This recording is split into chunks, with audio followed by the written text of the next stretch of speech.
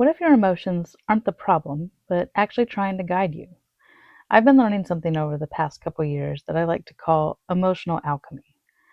There was a time when my emotions felt really confusing, like feeling anxious, feeling stuck, and not fully understanding why certain things affected me so deeply.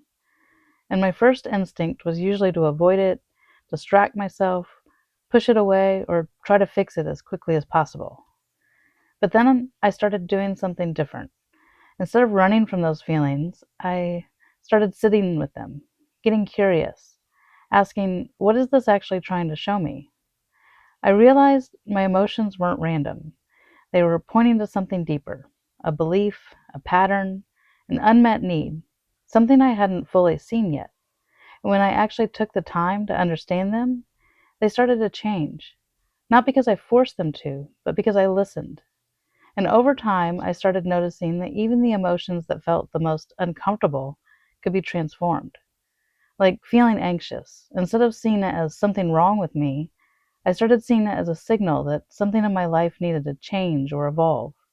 Or feeling invisible. Instead of taking that as I don't matter, it started showing me where I wasn't fully expressing myself or letting myself be seen, and that inspired me to start making these videos. Even emotions like jealousy, which I don't experience often, but when it does come up, it can be a signal of something I want or value.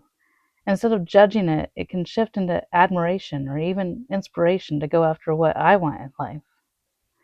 When I felt anger, I realized that was a sign I needed to set clearer boundaries or needed to protect something that was important to me. And I think that's what emotional alchemy really is. It's not about avoiding your emotions or forcing everything to be positive. It's about being willing to sit with what you feel, understand it, and then choose what you want to do with it.